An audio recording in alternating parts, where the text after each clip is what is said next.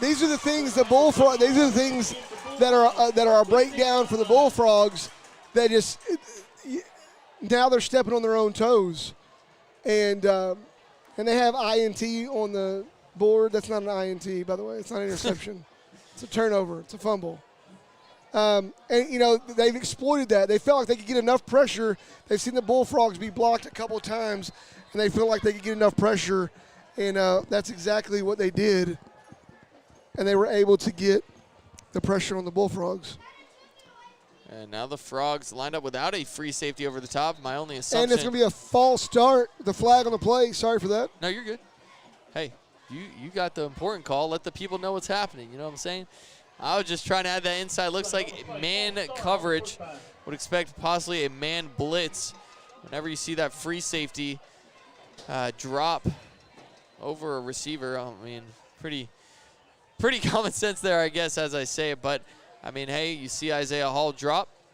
They didn't have a man over the top.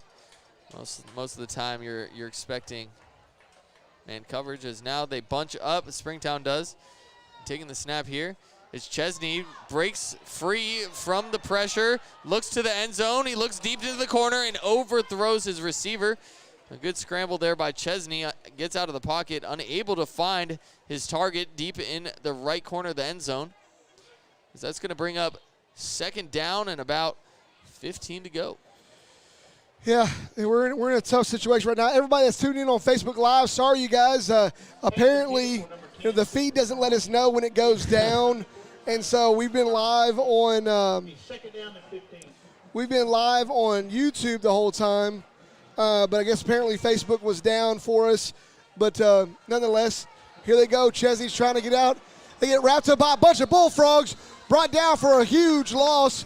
Big play by the Bullfrogs. Raul getting in the backfield there. And Raul Alvarez with the tackle. We had 19, 15, and 30 on there. That's what you want to see. It's a party in the backfield, and I guess the whole line was invited. And that's going to bring up third and, don't see it on the board. I'm going to try to do my own math, but it looks like about 23. I cheated. Hey, I was waiting. I was stalling, and I got the call. As now we line up with two boundary side for Springtown, two receivers, that is. As Chesney looking, he's going to try to scramble possibly. Puts a stiff arm out, but not strong enough. Frogs with a much-needed stop. And that was after a blocked kick, and after a penalty, a sack, a loss here and there. And good job by this Frog defense in the face of adversity. Hopefully this kick will be missed. And we'll see. Is this a punt team? It is the punt team, so not going to go for the field goal here. And that, I mean, with a kicker like they have, no, I think we're not seeing exactly what they're going to do yet. Yeah, they're going to kick it. Okay. Ooh, camera. Sorry, guys. Looks to be close to being blocked. And that field goal is good. And that was about a 42-yard field goal. Maybe, no, that's my mistake. That was about almost a 48-yard field goal. 48-yard field goal, and I promise you, folks, you guys maybe couldn't see it on the camera, but the ball went through the uprights at the highest point of the uprights. This kid's got a leg. I'll give him that. A huge booming kick from number 80. That's Brandon Hall, 6'6" kicker, 220 pounds. And a great kick from him. So now 24-0, but hey, I will credit the defense there. A big stand there. Could have very well been 7.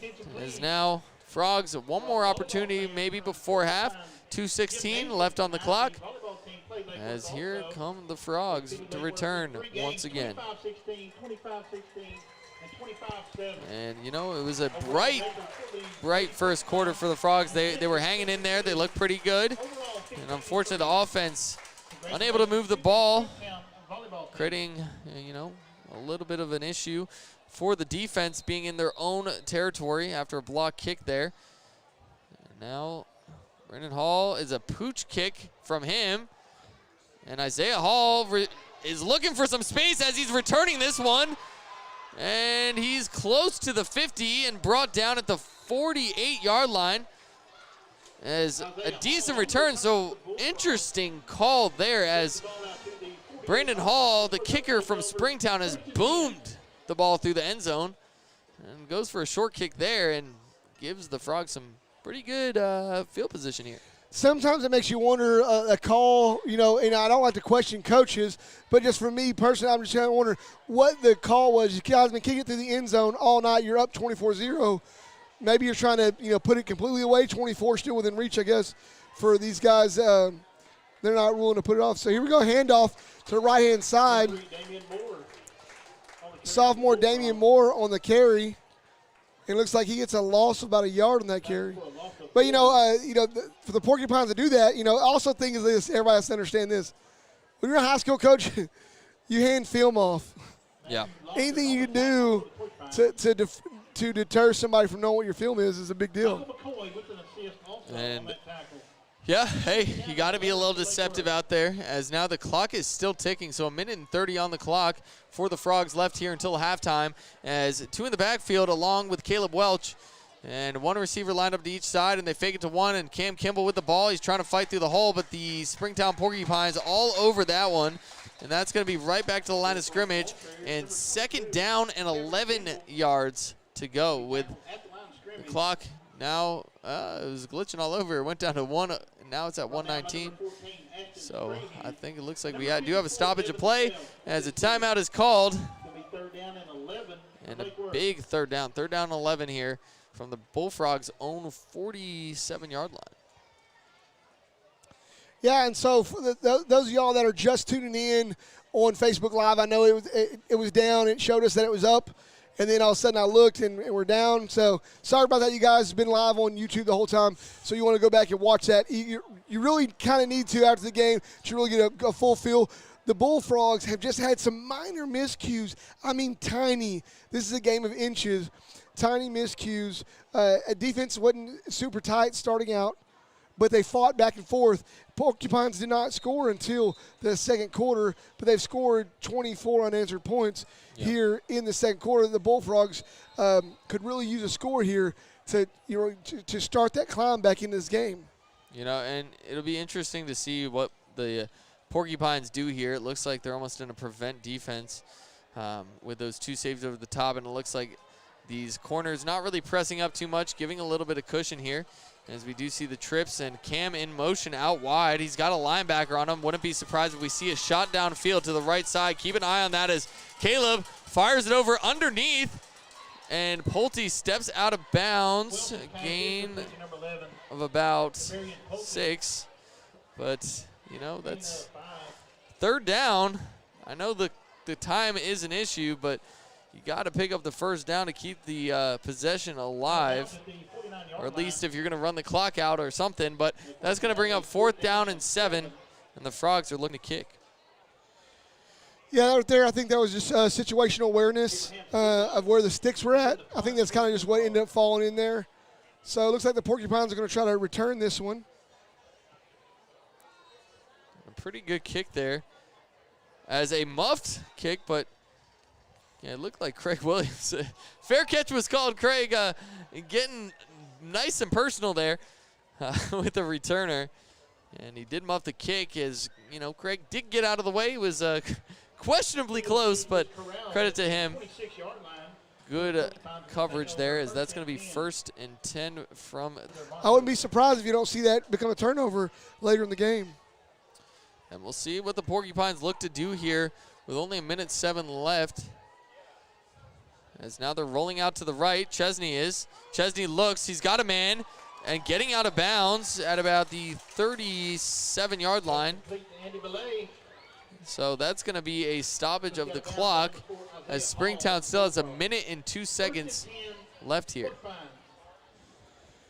Yeah, you know, anything can happen. 1:02, you know, everybody knows if you were watching basketball right now, 1:02 can last 35 minutes.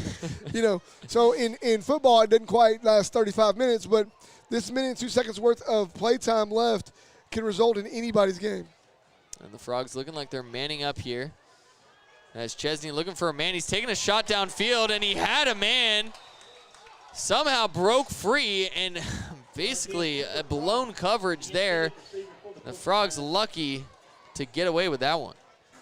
Yeah, that's just that, blown coverage. I imagine coming out in the second half, there's going to be adjustments made. I honestly don't see and don't think that the Porcupine receivers, I think they match up really well with the DBs of the Bullfrogs. So I wouldn't be surprised if you don't see some heavy man coverage coming out in the second half for the sheer reason that the Bullfrogs can really run with them. Right now, trying to play the zone game seems to be just a little bit too much of a cushion for them. And I guess there was a penalty. Yeah. It's going to be personal foul on the Porcupines. Personal foul on the Porcupines. Thank you, Mr. Announcer. It's almost like we do kind of have Josh here. Yeah, almost. He's helping us out, I guess. All right, well, so a break for the Frogs, and it's second down and 25. Or this marker still says first down, so not too sure with that one, but first down and 25. I was thinking it's second down and... No, I believe that is correct. They did get the first. I'm just looking at the scoreboard. It's first and 25. And rolling out to the left, taking a shot. Receiver didn't turn around in time. Not enough time to find the ball. It's Pulte in coverage. And another flag in the backfield. We'll see what the call is here. The coverage for the Bullfrogs, number 11. You usually expect the holding call, and there is the signal, and it is. So move them back another 10 yards. Flag on the play, holding. And you would almost assume, you hope, I don't want to give the commentators curse, but very unlikely for Springtown to reach the first down at this point. That penalty is declined. They're going to decline the penalty here, actually. So this is where I need Josh. We're inside 2 minutes. They decline the penalty. Do they get the 10-second runoff? I mean, that's the thing. This new 10-second runoff thing is I'm not real familiar with where it applies and where it doesn't and all that good stuff. As here we go, trips right. The handoff, the counterplay.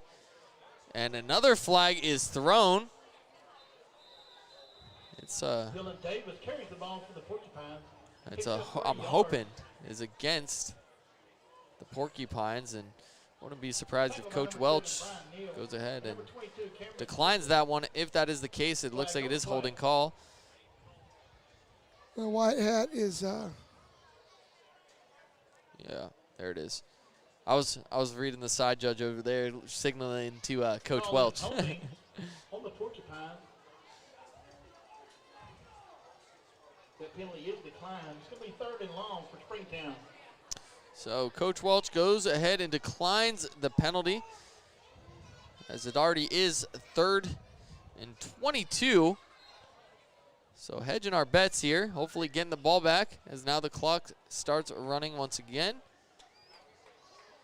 And the Frogs in coverage. And Springtown in no rush whatsoever to get the snap off, as 10 more seconds left on the play clock. They do go ahead and snap it, though. And the Bullfrogs stop them right there at the line of scrimmage, maybe a gain of 1, and that's going to bring up fourth down. Yeah, they don't leave the Bullfrogs with much here because the clock is running. Bullfrogs don't have, it looks like, they have one timeout on the board. I'm not sure that the Bullfrogs even have that timeout. I'm not quite sure that's right, but that's going to bring us to halftime as the clock runs out. And an unfortunate first half here for the Lake Worth Bullfrogs, as they trail 24-0 at halftime, as the Springtown Porcupines have just, they've been consistent. I'll give them that. And the Frogs are unable to make anything happen thus far, really, on the offensive side of the ball. The defense trying their best, but not the best field position all game for them. And, man, it's been tough. It's been tough, but, this is why they play the game, right? Yeah, I think, you're going to come out in the second half, and I think you're going to see not a whole lot different Bullfrogs. You're going to see their mind change, and you're going to see some adjustments. Because, to be honest, the game that's being called right now is a good game. Yeah. From the Bullfrog standpoint, it's just small mistakes. They knew coming into this game, and I think this is the thing that Springtown is known for. They're not a very big team. They're strong and they're fast. They're disciplined, and that's the big thing is being disciplined in what they're doing out there, and that's what is giving them success so far in this game. They have tried to get after and block punts for the Bullfrogs the entire time, and they ended up having one time that paid off for them, and it resulted in a score for them. Yeah, and, you know, it's hard to watch because the Frogs' defense actually, run-wise, has been, you know, a brick wall. They've done pretty well in the run defense, and pass coverage hasn't been terrible either. It's just a couple big plays, a couple big shots downfield. Also, the field position that the Springtown offense is, they're getting the ball in Bullfrog territory. And for defense, you're already starting on your back foot, and the Frogs have done their best to stand tall, but the Springtown Porcupines have found their way in. And from the offensive perspective, Caleb's made some fantastic throws off the hands of receivers, and sometimes a little bit over the top of receivers, but it's there. They're open. It's there. It's just making that connection, and that's what's so hard to watch. Because of course, if you make those first downs, you make a good drive. Springtown's not in the position they are to go score the football, so it leads to issues. Offensive issues lead to defensive issues. But the good news is, hey, Coach Welch and co. If there's a smart group of coaches, Coach McAnally, Coach Welch, Coach Raines, I mean, they're watching this game. They see what's going on. They're in there. They're coming up with a game plan. 24-0. This game does not feel out of reach. It doesn't even look like the Frogs are losing out there. Yeah, and we know the Bullfrogs definitely in the air and on the ground. We've seen the Bullfrogs put up 35 points in a quarter, in a single quarter.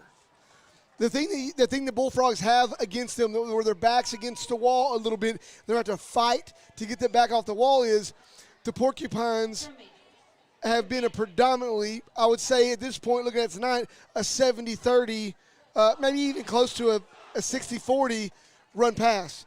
Yeah. But you'll see the Porcupines dial up the run to control the clock, running the clock in the second half. I almost guarantee you're going to see a lot more of that. And they'll start taking a shot down the field every so often to try to keep the Bullfrogs off balance. Yep. You know, we talked about this before. You know, watching football and then coaching football. When you coach football, it's like an accordion when you're doing the offense. It's an accordion.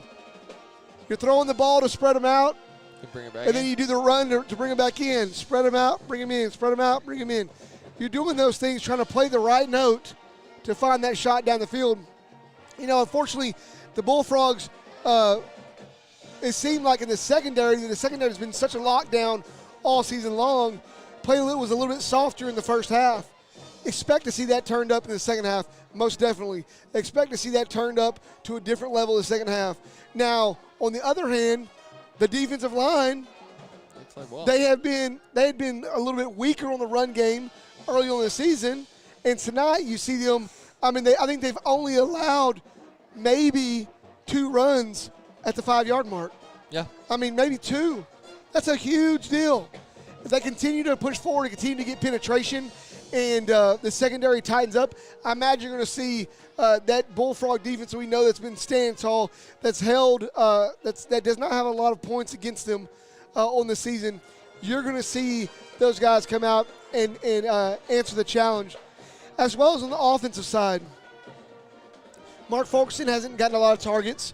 They've really been trying to kill Mark Fulkerson. Pulte's gotten a number of targets. He's caught a couple. He's missed more than he's caught. Now, I imagine he's carrying a lot of weight and a lot of pressure on himself right now to do better in the second half. But they're going to continue to leave him open until he catches that. And so you guarantee in the second half, Pulte's going to have more and more opportunities, and you'll see Orozco start to come up with some of those opportunities as well. You know, and my thing, too, is don't forget about Cam Kimball. I really like when they do throw him out wide, which we saw a little bit of. And, you know, when Cam is able to get a ball, he can get his hands on it. He's got phenomenal hands. And so that's the thing. Lake Worth, there's so many weapons. And so far, we haven't really seen those unleashed. And by this much. And so that's kind of the goal for this offense. I know they're talking to those guys. guys, we got playmakers. We just got to get it in their hands. We gotta catch the ball. We gotta get the ball in their hands, and we gotta make the play. We're this close, and I believe the way the defense is playing, if the offense can put some points on the board, this game's wide open. I mean, seriously, if we score the ball and can get the ball deep into Porcupine territory on the kickoff, it's open ball game because the defense has proven they can make a stand when they need to. I know they've given up 24 points, but it would be unfair to say they're taking the field trying to defend the goal line from 40 yards out. So it's tough to do that, especially when a 3-and-out happens and you were just on the field. You don't get much rest, so you got to come straight back on. It's tough. So I'm confident if there's a team that's dealt with adversity, especially as of late, and bounced back and learned how to come together as a team, it's Lake Worth right now. I mean, we were talking about it before the game. I understand it's tough. I understand Springtown is a good team, number 5 in the state, but you play the game because it's not over until the clock strikes 0. So I'm looking forward to Lake Worth, and I'm looking forward to this coaching staff talking up the kids right now and getting them ready to compete. I mean, I can tell you this much. That 0 on that scoreboard is not going to remain at the end of the game. So I'm just hoping this team comes out with a little fire in their bellies. Yeah, I just know they will. It's there's just a combination of things this team is able to do, and it's about my tagline all season. It's kind of my new thing this year. It's not to be the first time everybody heard it from me or anybody else, but the score right now truly 100% doesn't tell the story. I mean, that first half of football for the Bullfrogs, 24 points, just happened to be some, none of them were really, really spectacular. Oh, my goodness. Can't believe we broke down. We had such a huge breakdown in the play. We just had a couple of breakdowns that they took advantage of. Yeah. And so we look to climb back out of this thing. I'm ready for a Cinderella ending to this. Right now, we're going to leave you guys looking on the field as we take a short break. We got 20 minutes left in this halftime. We'll pick it back up here in just about 10 minutes. You guys stay with us. We're live on Facebook for sure now. I know we are at Bullfrog Radio, as well as Bullfrog Football MixLR, and live from Lake Worth ISD YouTube page. So make sure you're checking us out. You're tuning in. You're commenting on there. We'll be back with you here in just a few minutes. Y'all stay with us.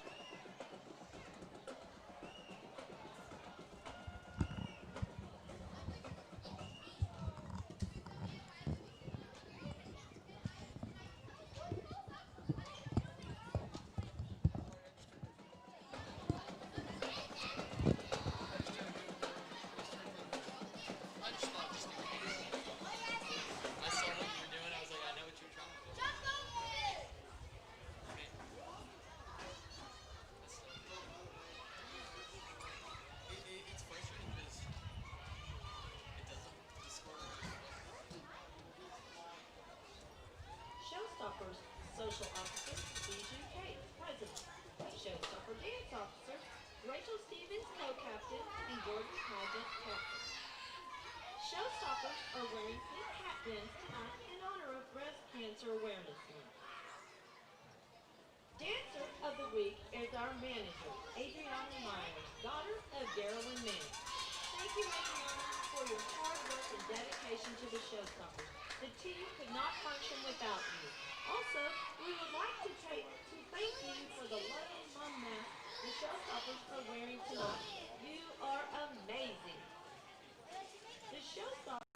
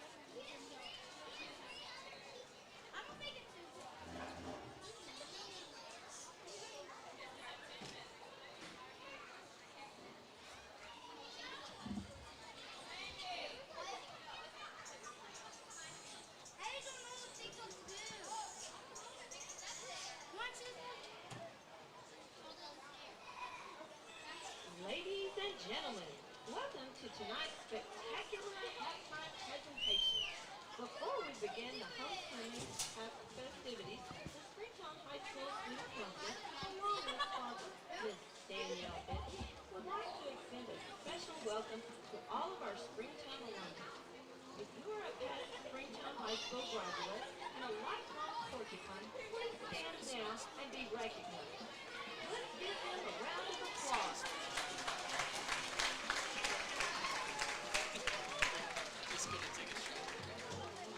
This evening, we will be crowning the 2020 Homecoming Queen. But first, we are proud to present our homecoming force and company members. Assisting our nominee will be Senior Class Officer President Caden Wallace.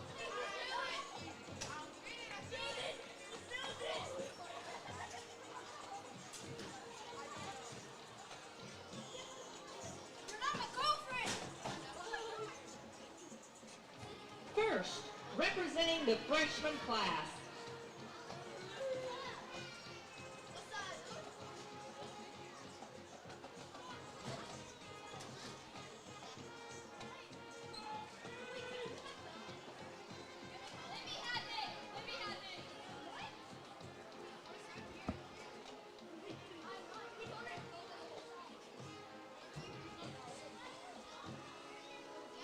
Ms. Paige Winstead, daughter of Clint and Hallie Winstead. She is escorted by Mr. Brady McDonald, son of Bobby and Shay McDonald. Presenting the sophomore class.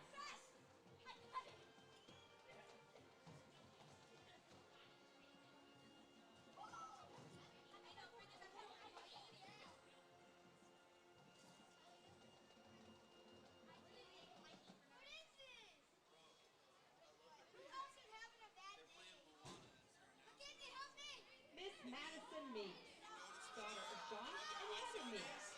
She is escorted by Mr. Ty Gorey, son of Jared and Sarah Gorey.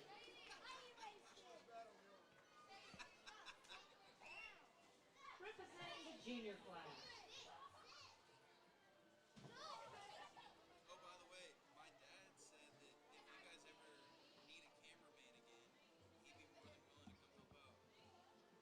he'd be more than willing to come help out.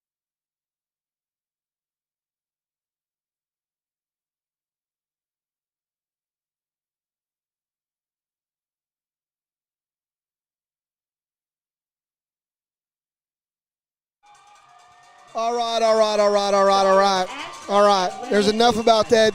Porcupine homecoming. I don't care about it. I know you don't care about it. I'm going to cover it up. I'm trying not to be rude here, but I could care less about that homecoming. It just doesn't, it's not football. Homecoming is part of football, but it's not football for me right now.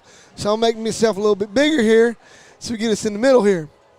All right. So I'll tell you what, everybody that tunes in and checks us out and everything else, hey, we really do appreciate y'all tuning in. People ask me all the time, it's like, like last week in the second half, is it hard to call a game like that? But really, honestly, we face reality really quick in the booth of what's going on in the game. But the big thing is we're homers, so It's not over until the. We're not going to say that term because somebody might get offended until somebody sings. It's not over until somebody sings. We're not going to make that description because people might get offended, and I kind of poke fun at that, but I'm serious. And that's what we believe, and that's what you have to believe in football and in every sport. It's not over until it's over, until the final horn blows. It's not over. And right now, the Bullfrogs have fought back from deficit before. And this wouldn't be the first time they fought back from a deficit. So they got to come out and just really, this is the thing. And I say this boldly. The Bullfrogs have to come out in the second half and be perfect. Yeah. And everybody's like, well, what does perfect mean? Let me break it down for you, what perfect means. Perfect means knowing and listening to your assignments and the corrections the coach have for you in the sidelines, knowing those, and then executing them to the best that you can. To the best you can. Does that mean that you're gonna blow over every guy and push them down, and you're gonna be stronger and better than that guy? No, it doesn't. But taking those cues and doing it to the best of their ability, that's what's going to be asked of them for after halftime is perfection. And the Bullfrogs know they can come out and do it. They know what their ability is. They know they can come out and really push the envelope and get themselves back in this game. They're not going to have the ball to start off. So their defense is going to start off with an answer from the get-go. And many, many times we saw in the first half that defense picked up the phone and answered that call to get a stop and try to give the offense a chance to get going. And unfortunately, the offense just has not been able to gain any traction to the point of resulting in a score. And the Bullfrogs need that. Defense can stop all night long, all that they want to, but really they need the offense needs to score. Yeah, and you touched on it right before you said all that and talking about we're homers and all this and that and the score, it's 24-0, but you don't write the Cinderella story without being down and without the slipper, right? Yeah, you don't write it without a slipper. You got to lose the slipper first. And I'm not saying that every time Lake Worth is going to come back, but you got to give hope, okay? And that's part of being a fan. That's part of being a homer. Is I've said it before. Look, I'm from Philadelphia. I'm loyal to the bone. That's one thing you can hate on me for my Eagles, any of my Philly teams, but I ride with them till I die. And that's how I feel about Lake Worth. And if you're a fan and you support Lake Worth, even when the times are bad, you got to support. And you got to keep fighting until the final whistle blows. And you can't have those great stories, those great memories without, sometimes being down and testing your mental toughness. You got to test your brothers. You got to test the guy next to you. Is he doing his job? You talked about execution, and it's hard to do. It's hard to be perfect, like you said, and you got to attempt to do it. If the guy next to you and the guy next to him and so forth does their job, eventually you're gonna find something, and that's I guarantee you that's what these coaches are talking about. That's what these players they're looking. I'm watching them warm up right now, and there's still a pep in their step, and you don't give up. That's why they play the game. If this was 24-0, they would call the game. If that's if you want to write them dead, then the game will be over. But the story is we got plenty of football to play. Yeah, if we really ran that whole first half back, and the Bullfrogs were able to have success on some of those big misses, you're looking at a game right now that's probably more 2014 or maybe even 14-14. Yep. That's what you're looking at right now because, of course, the scores would have stopped them and vice versa. So, you're looking at that. And so, just to go right on top of what you said, swords are not created without going through the fire. You got to go through the fire, and then you got to refine it, and then you got to sharpen it, and then you got to use it. And the Bullfrogs right now, this first half they went through the fire. The trials and tribulations that they've gone through in 2020 in general, from not having a real off season to having somewhat of an ending of an off season, and then moving into where they're at now, and then other controversy that's happened. They've been through. They're in the trial. They've been through the fire. And this last week they went through. They were still in the fire. And this week, right now, at this first half, they're still in the fire. And at some point in time, they got to come out of that fire and start chipping away at those burnt pieces off of that metal, so they come out bright and shiny on the other side, and sharp and ready to go. And so they really need to help put out the fire, come out of that fire, and come out stronger together as a team, but come out even stronger even as individuals, because they each have to step up to their own individual tasks that they have to come together as a team and to continue through that with that unity, the newfound unity they have, going through some other things and pushing forward to shock the district and to shock the state. Because right now the Bullfrogs have it in them to come back in this game, and if they can pull that off, I tell you, it'll send hurricane worth of waves through the state. And I think you know, you gotta look to your leaders in this situation too. You gotta look at guys like Caleb Welch. You gotta look at Cameron Kimball, Nathan Orozco, some of those older guys who've been, you know, through the fire, like we were talking about before. Of course, seniors, they've seen this. They've seen their teammates grow. They've been with these guys for years now, and this is, you know, for guys like that, this is the final showdown. And that's the big thing, you know, going out here and these guys knowing they got to play for their seniors. The sophomores got to play for the juniors got to play for the seniors, and the seniors got to play every snap as if it's their last, because it is every snap in this game is their next to the last snap they'll take against Springtown, and they'll never play this game again against Springtown. You know, they won't. So the seniors that are playing, they don't get to play Springtown again next year like the juniors and sophomores do. So they have to really step up and play it for every snap for what it is, and continue to move forward, forget about that first half, and get things going here. And you're going to see the Bullfrogs, they got to dig deep. They definitely do. I mean, they got to dig deep. You know, it's you got to lay it all on the line. I mean, this is your second district game after a phenomenal, you know, I guess like you could like to say, your first season. The season's broken into multiple seasons. Well, I forgot, you know, because we had COVID-19, you know, Coach Welch is, you know, we go 3 or 4. He has a number 4. He said on the last week's show, there's the off season, there's a preseason, there's district, and then there's playoffs. So we got 4 seasons in football. And there goes that horn. Hopefully, maybe if some of you were taking a halftime snooze, maybe it woke you up. You know, I'm Joey Wilcox, and I'm standing alongside Chris White right here on the balcony at Pojo Stadium in Springtown, Texas, where the Springtown Porcupines lead the Bullfrogs 24-0 after the first half. The score doesn't tell the game. The Bullfrogs have had just minor miscues and, you know, failed to capitalize on some situations in the first half. Hope to see the Bullfrogs capitalize on those and come out just banging away this beginning of this third quarter. We're live on Bullfrog Football on MixLR. We're live on Bullfrog Radio on Facebook, and we're live from Lake Worth ISD YouTube page. Want to give another shout out again in case it didn't hear me earlier. Another big shout out to Miss Melba Welch. That's Coach Tracy Welch's mom, and Caleb and Matthew's grandma. You know, they normally drive up all the way from, you know, 2.5 hours away to watch every game, no matter where it was at. But due to COVID and being a lot more mature in age than most people and a little more vulnerable to it, they haven't been able to make the road trips. So, Ms. Melba, we thank you for tuning in. We love you guys, and thank you so much for your support.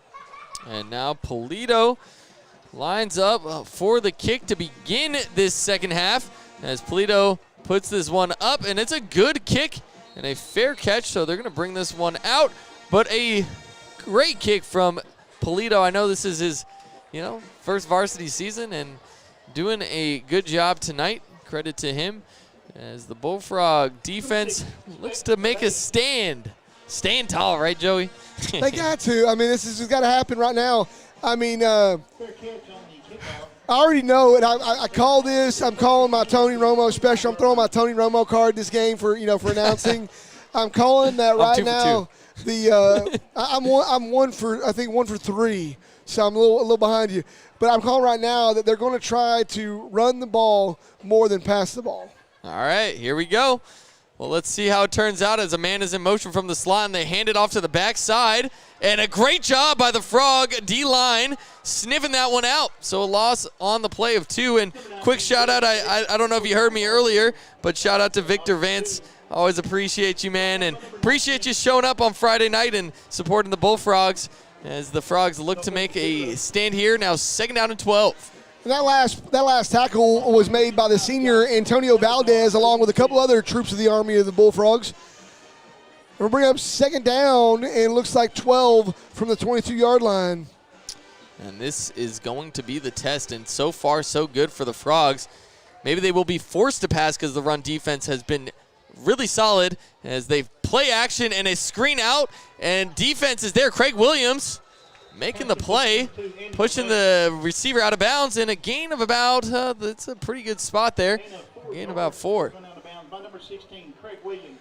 That's great pursuit as they went down. They gave up a couple of yards on that play, as you would expect a little bit because of the way that they're running and forcing those DBs to come back a little bit and running that guy way out there. Craig Williams is one of the outside linebackers or soft down safeties. And now here we go. Play action and a shot downfield, and he's got a man. He's past the 50, and the ball's hanging loose. Can Pulte get there? He goes for the ball, and unfortunately cannot rip it out. And a Springtown receiver down to the 6-yard line. An unfortunate break here to start the second half. And that's exactly what you don't want to happen. And the Bullfrogs now have to really try to get a stop here. And it's a little tough to do right now and give up plays like that. So they're really having to get things together. And here's the play, RPO, run pass option, and dive in for it. And that's going to actually be a loss. It would almost been better off if he dropped it. I actually may have been a backwards pass, so it would have been a fumble, but a loss of a yard on the play. Yeah, Porcupines they're pulling out all the stops. You're starting to see. I don't think we may have saw that screen pass one play early in the half. We haven't seen that last play. We hadn't seen at all in the game. So they're pulling out all stops.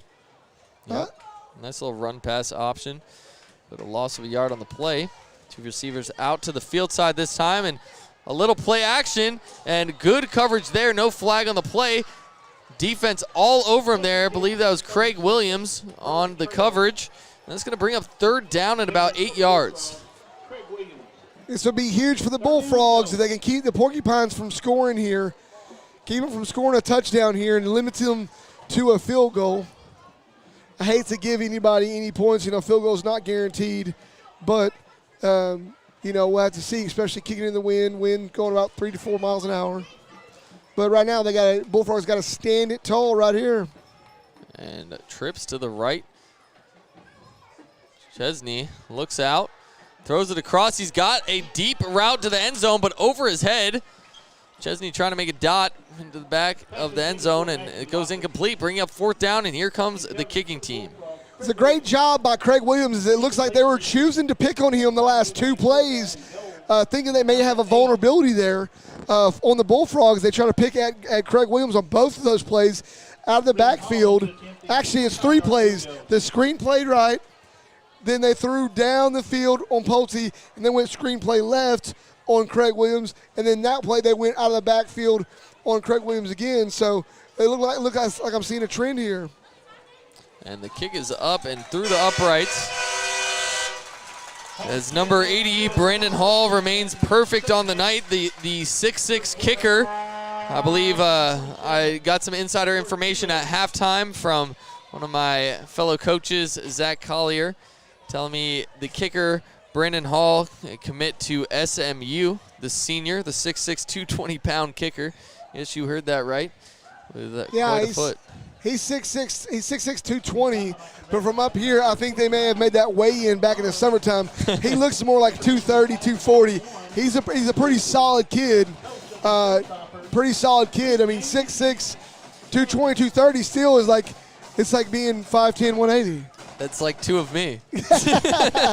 So, I mean, hey, man, he's got a leg. So, you know, here's the interesting thing that we'll check out here is it's now 27-0. The good news with that kick keeps this a 4-score game. That's actually wrong. It should be 31-0. It's 24-0 at half. Oh, no, you're right. That wasn't a score. My fault. Bad on me, Matt. Hey, bad on good. me. That's why there's two of us. We fact That's check. why we're two. Yeah, we fact check.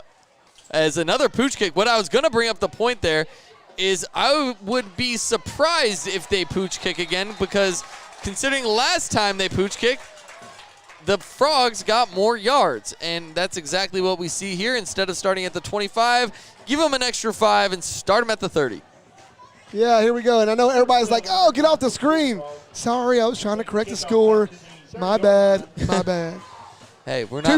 Two-man show. Not bad for not getting paid for this. I was going to say, we're not that good looking, Joey. It's okay. They want to Speak for yourself. I mean, I have to spend 10 minutes of the day with myself in the mirror.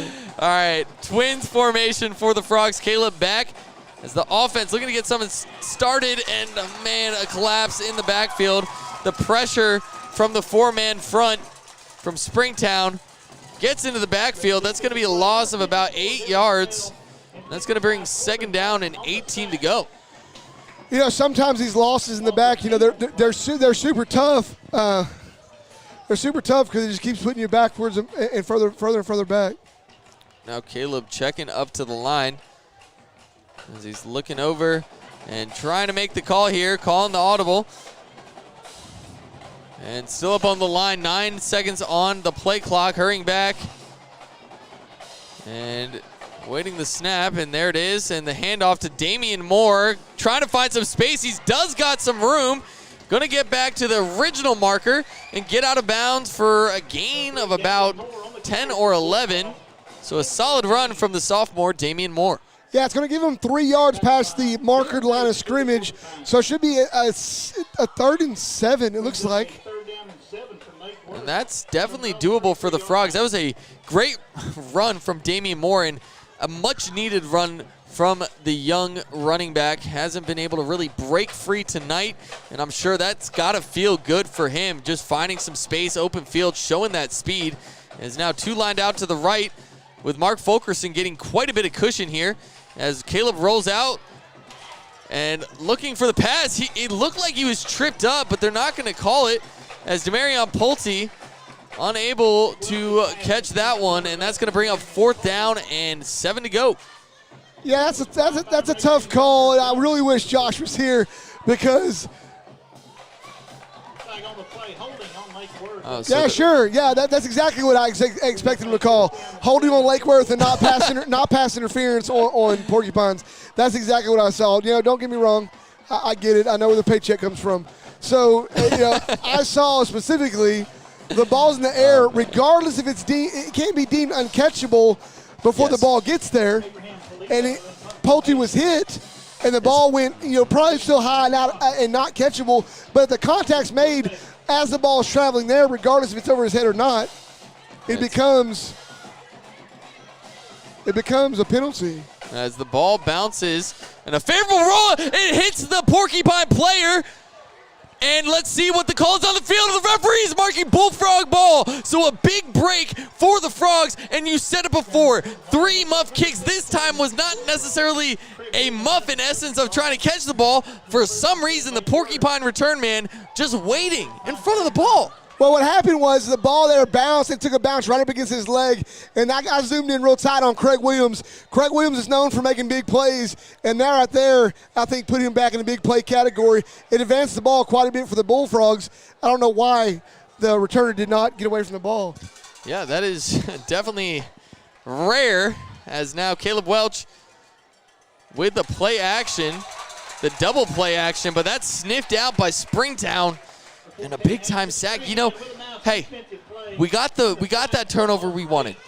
Let's make something happen. Yeah, exactly. I mean, it's frustrating to see a first down play that goes back 10 yards. You're trying to go forward, but that play there. Right now, the thing about it is they're only putting 3 down linemen against Lake Worth 5, and then they're trying to bring a blitz from one side or the other almost every time. And that time they brought the house, and the play development was just a little too sluggish, and the Porcupines got there for it. Caleb Welch with the ball. A quick pass out to Orozco. Trying to find some room here, but the Springtown secondary comes and makes the play, and a gain of about 2 on the play. Yeah, Bullfrogs. It's third down right now, and the Bullfrogs, it's a third down and long. Yeah, hey, you know what? If you're the Frogs right now, I'm not maybe necessarily looking for the first down. I'm looking for a gain of about 7 to 8 yards. Get down, and this got to be 4 down territory. So, you know, if you're the Frogs, just make a play here. Get a completion, try to gain some traction so you can attempt to go for it on 4th and hopefully short, as looks like a timeout called here by Lake Worth. They're hopefully going to draw something up here. And, you know, that's what you need right now. You need to realize you're down. It's 4 down territory. Let's make a play, make that 4th down easier, or, hey, maybe, you know, you get somebody 7, 8 yards down the field. Let one of your playmakers fight 4 yards. So the timeout here is the coach is going to mull over their options, and we'll see what they come up with. Yeah, and you can only imagine. Right now from the coaching standpoint. The only thing you can imagine right now, the coaching standpoint, is you've had this opportunity multiple times in the first half, and that pass to the middle, whether the receiver could hold on to it or not, or it was overthrown just by hair. It's kind of nerve-wracking. You're trying to make a play, trying to get a first down. But are you trying to be able to get to where your punter can really pin them back there? You know, there's so many strategic things that are going on. You know, like everybody says, you know, football is a game of inches and it's a game of chess with moving pieces. 100%. As now Trips lined out to the right, so a similar formation as we saw. As now Kimball, here he is out wide left. We'll see if they take that shot I mentioned at halftime. As now a low snap, and the pressure's on for Caleb. He scrambles out. He's taking a shot. He's got a man. Oh, and it's dropped. Cam Kimball, wide open over the middle of the field, juggles the ball, and that's going to bring up 4th down.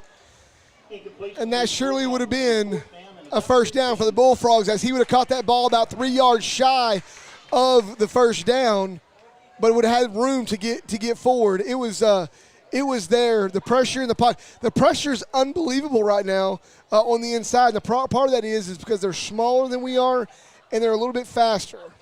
And the kick is up. A good kick here. That one's going to roll out and get down to about the 4-yard line. So fantastic kick by Polito. You know, give the kid credit tonight. He's done a great job kicking the football. So that's going to pin Springtown for the first time, I believe, within their own at least 40-yard line, I want to say. So a great kick by Polito. And hopefully the Frogs, you know, it's a tug of war. You know? It is. It's going back and forth. It's back and forth. It's that accordion, right? Yep. Except for it's going 2 different teams, team to team to team to team.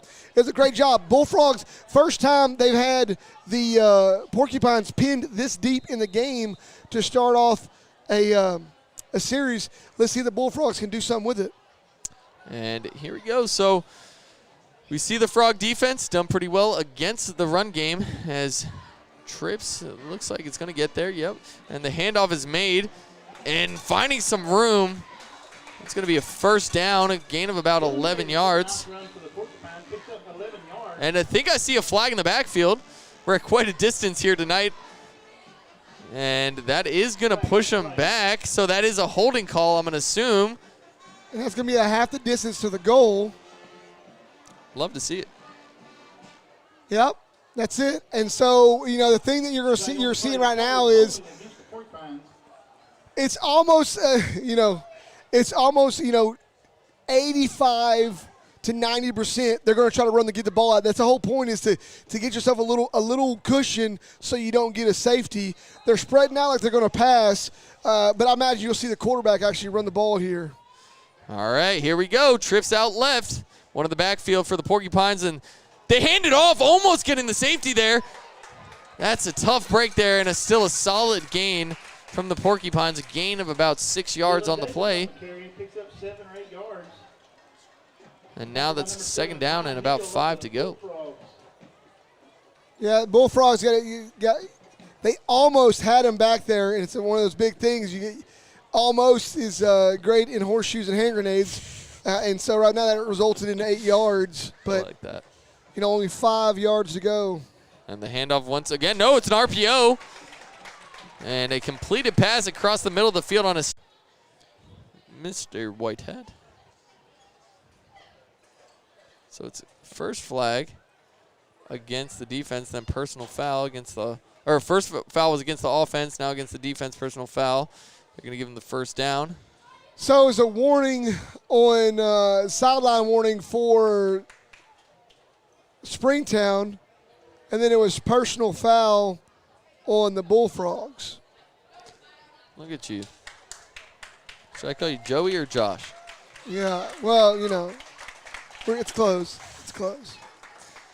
So that's unfortunately going to give great position to. And the sad thing that I see, that you can see here, is that the Springtown crowd got excited that the Bullfrog player that was hurt down on went off the field.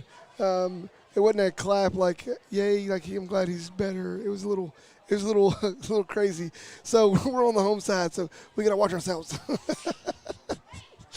Enemy territory. Someone save us. Enemy territory. We have penetrated enemy lines. If we go offline, send help. Here we go. Back to play. All right. Trips lined out left. A single receiver at wide right. One man in the backfield.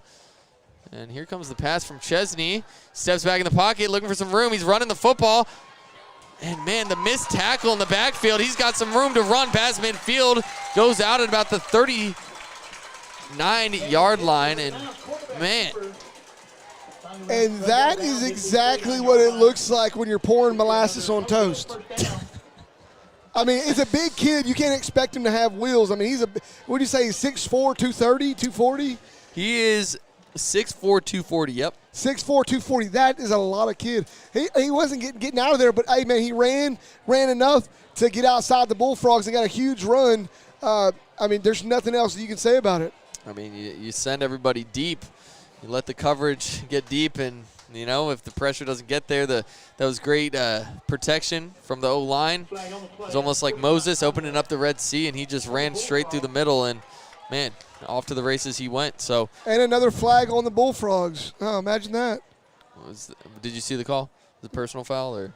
It looked like, I don't know what it was. It took him another 5 yards, so it added on the tackle. Maybe it was a dead ball foul. I didn't see any extracurriculars, so I was just curious. It seems one way, so I'm not going to even worry about it. But all right, so here we go once again now at the 30 or 25-yard line, 24-yard line is a run play. And he's got some room and a spin move, and the running back still on his feet looking for the end zone. And the Springtown Porcupines picking up 6 points here on the run. Unfortunate break there, a couple big penalties. And some big plays from the Porcupines, and Lake Worth trails 33-0. That's tough. It's tough. It goes back down into fundamentals and tackling. You're seeing right here a little over pursuit, and that's what's hard against a team like this. Is anything that is over pursuit becomes very hard to compete with, especially when he's cutting back. You got backers that are running back, and they're running back. So here we go, calling it 33-0, and by the way of the Porcupine. 34. I got you. After the field goal, 34. I was talking about before the field goal. Yes, sir. There you go. So we're trying to keep you guys updated so you guys can see. You ask what the score is. It's the bottom of the screen. Right there you can see Springtown leads the Bullfrogs 34-0. It's as times move on, cable TV becomes less of a thing. Soon enough, we're going to look like our own little sports network here. We already got this set up. Yeah, I mean, there's a lot you can do with it. I was out doing some filming for a business that I'm a part of, and the CEO was in town. It was a meeting. We sell some different kinds of products and stuff, and there was a meeting. The CEO was there. He had no idea that I was there. I had all my own gear out there set up. And when he rolls in. I've never met him before. And so he rolls in, does his speech. I film it and do a whole bunch of different stuff. And he comes back to me and goes, man, you got some nice gear. You did a great job. I was like, yeah, well, thank you. I do this professionally. There you go. Then they contacted me the next day and said, hey, we're looking for somebody else in the AV department. I was like, well, if you can meet this price, I'll do it for you. Hey, there's a price for everything, they say. So you never know. As it looks like they're going to come up and they're going to squib this one down, and that's a great kick. As now the Bullfrogs pick it up near the goal line, is finding some room here and running into a couple of his own men is Demarion Pulte, bringing it down to about the 27-yard line. We'll see where the spot is. The ref's in between the 27 and 29, or 28 and 29, and now they mark him down at the 29. So 1st and 10, Bullfrog 29. That's one of those plays. That's one of those plays. It's tough because he had a chance to really break that, and the guys didn't have anybody to block because the Porcupines had already kind of went past. It was a squib kick. And so they had nobody to block. They're turning around looking at him. He ends up running to a couple of his own players. It's unfortunate because he only had one or two other guys to beat. And we know Demarion Pulte, when he gets out in wide open space, man, he's got speed that goes on for days. And now here comes the Bullfrogs as Caleb rolls out, looking for a man here, and that's Mark Fulkerson diving for the ball. Does not come up with it, though, as he hustles back to the huddle. That's going to be 2nd and 10 from the Frog 29. Bullfrogs need a shot here pretty quick. 5 minutes and 42 seconds left to go in this third quarter. Porcupines lead 34-0. And here comes Fulkerson on the right side, the near side. We'll see if they take a shot, and they do. That's Mark and an overthrown ball. Unfortunate there, and a late flag, and it looks like, Fulkerson was hit late, so. Yep, and they're going to throw that in, and a lot of people are going to look at that flag and say, why did they throw that flag? They threw that flag because unnecessary contact. Yeah, it was. The ball was out of reach. There's no reason for that contact, so you're going to see that's what the call they're going to make here. I'm a 99% sure. And that's just unfortunate there. Now they're going to discuss it. Of course, you never know. They might pull the flag, but we'll see what the call is here. And personal foul. They are going to call it. So against the defense, it's going to be personal foul on the Porcupine. Yeah, and they're not giving a whole bunch to it. But I'm going to tell you, I'm willing to bet if you ask them about it, they're going to call that unnecessary roughness. And a lot of people think that's a cheap, that's a weak call or anything like that. It's not really. Because they were trying to be more safe about the game. There was no reason for the contact. Not only that, I think they're trying to control the game. I'll get to that in just a second as Caleb drops back. He's trying to find a man. He's got a man. And the first down picked up here. So, hey, a flag on the play, unnecessary roughness, and a big throw to the outside. I believe that's Isaiah Hall. That's right. With the catch. But what I wanted to say is, you saw it got a little chippy just a while ago, and I think they may have thrown the flag to try to let both teams know that any unnecessary extracurricular activity on the field is not going to be tolerated to make sure nothing breaks out. It looks like a player was a neutral zone infraction, taking a shot. Free play downfield. And going for Nate Orozco, the ball goes out of bounds, but that's got to be a neutral zone or offsides call on the Porcupine. So give them 5 more yards. Frogs, hey, a little bit of life here with 5:15 left in the third quarter. Just trying to march their way downfield.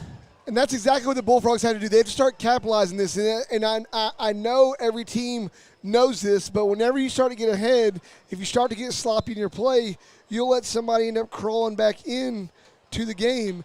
And the Bullfrogs are looking to try to chip away every little bit they can. And here we go. So twins lined up for the Frogs. Caleb now checking to the sideline. Going to go ahead and change up the call. Let his O-line know. Let the receivers know. And let's see what they got in store here. As Caleb with the call. He hands it off. That's Cam Kimball with the ball. He's got some space. Picking up the first down and more as Caleb hands the ball off to Cam Kimball.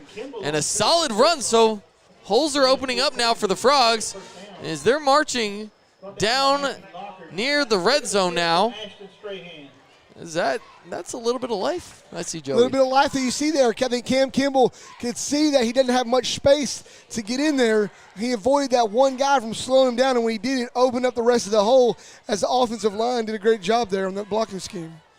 And here we go, checking the sideline once again. Caleb, you see there may be some shots downfield to be had. The coverage playing up.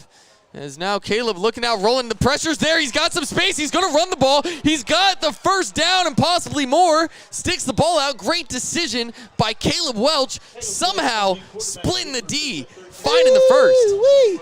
Look at him unhook that trailer, boys. He unhooked that trailer and turned out a little bit.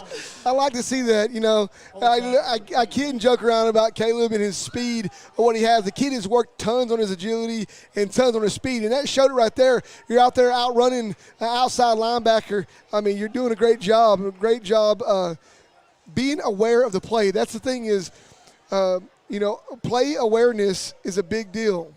And Caleb takes the snap. He's looking out to his right. He's going to fire. Mark Fulkerson catches it. And to the end zone he goes. Do they give it to him? It is in, but there is a flag on the play. That flag came in way late. Another flag. Oh, and they're going to call it on the coach. So the flag right here late is for the sideline. He's past the 25 out on the field, and another flag comes in. I wouldn't be surprised if you don't see something crazy happen here in a second. Yeah, let's see. I'm gonna zoom in. I'm gonna be quiet. What are they saying? I know. I was wondering. I actually looked up at the screen for a second. I was like, "Dang, Joey, you're right up in there." So we're trying to maybe read some lips, but. Yeah. Great catch, though, by Mark, regardless of the situation. I mean, coverage all over Mark. Catches the ball, turns, and that's what I'm talking about, playmakers. And Mark Fulkerson, one of the better playmakers on this squad, give him some space and make something happen. And Frogs are walking off the field, at least the skill players, meaning sportsmanlike conduct on the Porcupines. So touchdown stands. Yeah, here comes the kick team. So once those skill players are leaving, I'm feeling pretty good. As here comes Polito. And, hey, like I said, I did not believe this game would end in a Lake Worth 0. So there's the first points on the board by Lake Worth as now they line up. Polito back to kick. And the entire, I would like to call numbers, but the entire line from Springtown jumps off sides. They're trying so hard to get a block because they're upset about the touchdown, and that's rightfully so.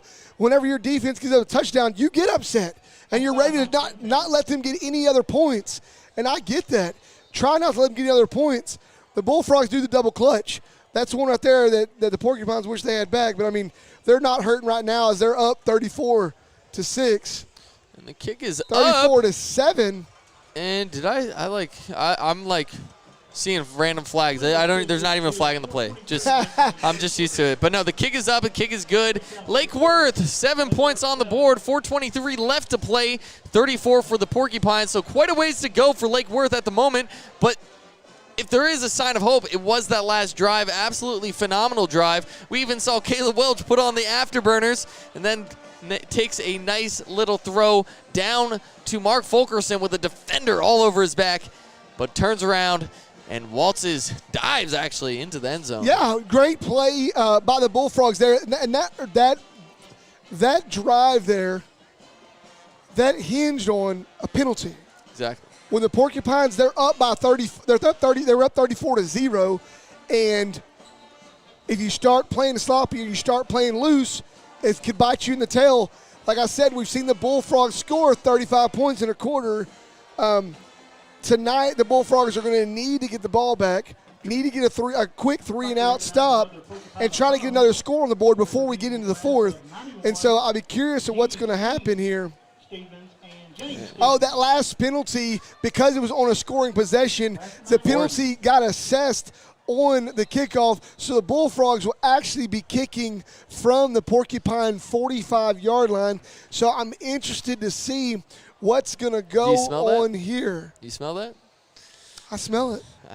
Man, you know, you got to take this shot. I mean, is Chicken Express at lunch? Oh, wrong smell. Okay, sorry, y'all. It was just a funny joke. I had to take the opportunity. Hey, it's looking like the Frogs, you know, they got some position here. Would not be surprised if they go for something tricky, maybe a pooch kick, the onside kick. Poochy, squibby, something. Something different. As now Polito lines up, and he is going to kick this one deep. He's going to put it into the end zone, so not taking any chances here. Maybe they're going to save that later. Oh, some extracurriculars happen on that other side of the field, but no call. So, yeah, the referee steps in between the players and sends them back to their respective sidelines. And 4:23 left to play, 34-7. Frogs got quite a mountain to climb. But, hey, just like in real life, there's certain people that can get to the top of those mountains. We'll see if Lake Worth the rises ball, to the challenge. You know, to get to the top of a mountain, you got to go one step at a time. And right now, the Bullfrogs need to go one step at a time. They just need to be running one step at a time. Hey, can't run before you walk. That's right. And right now, it's things like we took our first step to walk as the Bullfrogs lessen the deficit. And a run play out to the right side. Oh, and he breaks the tackle and gaining about 6 yards after being touched in the backfield. That's not what you want to see there, but looks like maybe a gain of 6 or 7 on the play. Yeah, it looked like that was Exalce Bakuba on the tackle. And what happened is he had his hands out there on him, but grabbed him real high. If you grab a small guy real high, these little feet are going to keep running. And so he kept running. He kept his hands on him, but it still allowed him to get 5-yard gain. The Bullfrogs need to get a stop here. And Chesney has the ball and hands it off. And some blocks on the outside. That's going to lead to a Springtown first down, a gain about 12 or 13 on the play. And unfortunately, the Frogs need to stop this run, which they were able to. You know, now that I think of it, it was more of a success in stopping the run inside. They've given up a couple big plays on those outside zones. It's unfortunate. Yeah, you stretch them out laterally, and it's a foot race to try to get there, who can get to the sideline first, but also while protecting that cutback. And now Lake Worth looking to make a stand near midfield. And there's the ball snapped. And a pass play here. And taking a comeback route to the outside are the Bullfrogs. And are pushing them out of bounds are the Bullfrogs. And that is number 20, Michael Ramirez. Unfortunately, that is going to be good enough for another first down for Springtown. Good for another Pojo first down. Tackled on the play by number Pojo, everybody knows he's the name Pojo. Seen the movie Friday Night Lights. Pojo is a play on Mojo from Odessa Permian. Just thought you should know that. There you go. Hey, little lessons here and there. Joey with the insight. As the Frogs get down on the line, looking to make a stop here. And a wide receiver screen once again. And, oh, man. You got to make that play. That is just, that's, when you see that, and I imagine they look back on film, you can't be lazy with a tackle. You can't just think that because you're bigger, you can put two hands out there and push them down. That's not the way this works. And everybody that's watching on film does know exactly what I was just talking about. Hey, got to continue just to block or continue to make tackles, wrap up, make tackles. Yeah, that's just unfortunate. And, I'm not going to pick on any names right now, but I did see a Lake Worth player, instead of trying to make the tackle, player was running away from it, and he just pushed him. Yeah, it's almost like, hey, you want a little acceleration? Dive and smother. Yeah. And right now there's a player that's down on the field, and so we're not showing who that play is, just out of respect. And so, but it looks like the player's getting up, and they're getting off the field on their own accord. You always like to see that. But, unfortunately, man, I felt it. I felt it in my fingers after that Lake Worth touchdown. And, man, the Lake Worth Bullfrogs need to come up here on defense and make a play. You know, where's that turnover? I need a turnover. Isaiah Hall, where you at? It's been too long, man. Yeah, I need a turnover. Come on. I'm turnover hungry. Man, I would love to see something like a pick six right here. Put us right back in this game. Oh, yeah, most def. As now the Frogs facing Twins formation. 2 lined out left, 2 to the right. And the handoff here, straight up the gut. And that's going to be a gain of about 6 more yards. So that's going to bring up 2nd down and 4 to go. Not exactly what you want to see on 1st down if you're a Bullfrog fan, and this defense has got to stand tall. You know, I don't know if it's becoming tired. They've been on the field an awful lot, but you got to see this linebacking core step up and make sure nothing comes up through the gaps. As here we go once again, passing the ball now, taking a shot downfield, and that is caught, and a touchdown for Springtown as they now increase the lead 40 pending the extra point attempt, 40-7. That's just not. Yeah, sorry, y'all. I ain't got nothing to say to that. Yeah, it's tough. It's a coverage, that's been blown by before. There's nobody over the top of that. And all they did is the quarterback just threw it out and let him go right up underneath it. That's all he did. He just went right up underneath the ball, gave him all the over the top. It was there. Yep. Jumping for the ball, the guy has to come down with the ball first. So trying to jump and swat it away, you have less of a chance of doing that than diving at the player and ripping both hands away so he can't hold on to the ball. He has to come down with it still. Yeah. So Lakeworth got called on a penalty there, jumped off sides. And so that's going to be on the Bullfrogs. As now the kick is up for Springtown. It splits the uprights, so give an extra point to Springtown, increasing their lead 41-7. Currently 2:09 left here in the 3rd quarter. As we're taking a quick second to exchange batteries. We use a lot of power up here. We got that high-powered equipment. Shout out to Joey. Which is crazy because I have 2 batteries that last 6 hours apiece, and it's that top-tier quality. Yeah, that top-tier quality. We're really pushing that the abilities of that camera, I guess, or that battery, I should say, is now. We should be back up in just a second here, but we're going to look for another return here. And, we've seen the kicker, the SMU commit. I'm becoming a pro at this. I know, you're working faster and faster. But we're going to see this kid, Brandon Hall, last couple kicks, has played it relatively short, giving the Frogs a chance to make a play here as he checks his teammates. We'll see if they go for something tricky here. No, he backs him up to the sideline, and again, we'll see if they give the Frogs a chance to return this one as lines up. And he's going to go ahead and just put this back into the end zone. It's at will. It's at will. So, well, the Frogs take over at the 25-yard line. 2:09 left in the 3rd quarter. Porcupines lead 41-7. 41-7.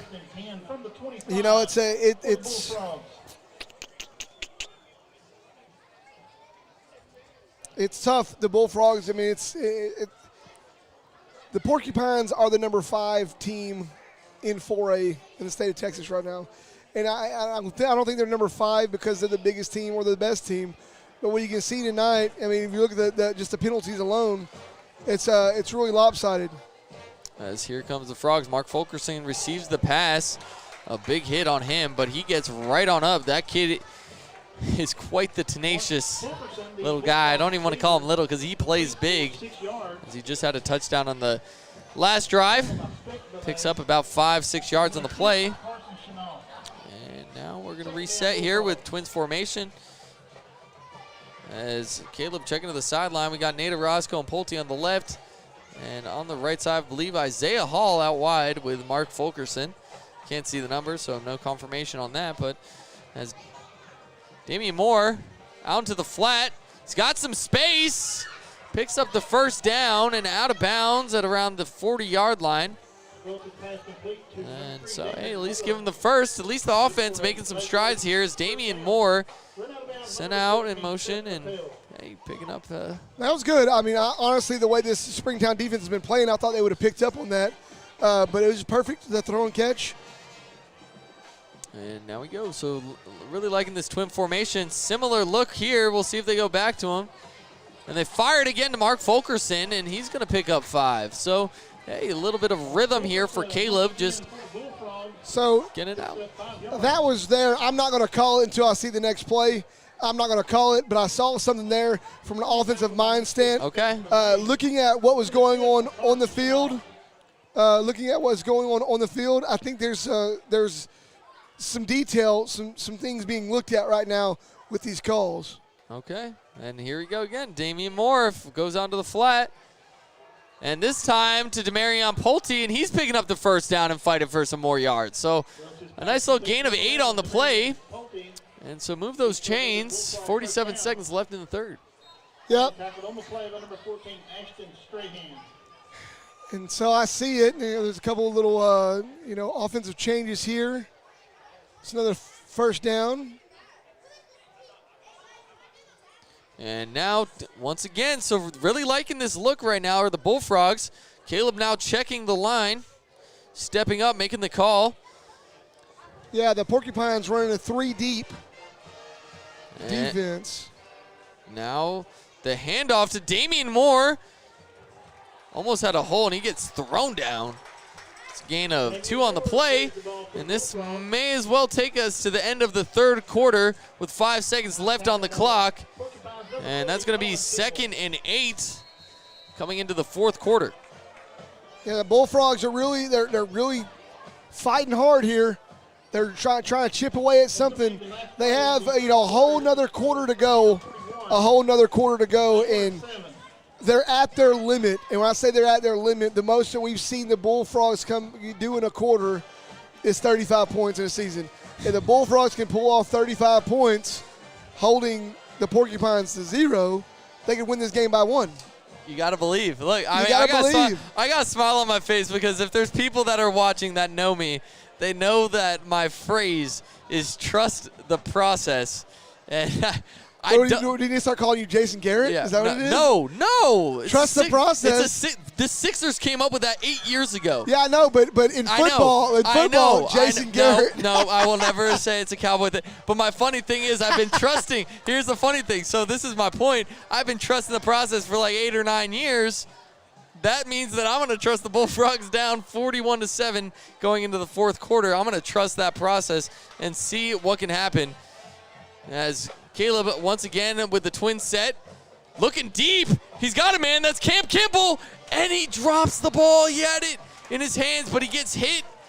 And it's going to get wedged out. So that's going to bring up 3rd down and about 7 to go on the the Porcupine 44-yard line. Yeah, that was just good defense. He was there. His hands were in between Cam's and the balls. He's able to rip it out.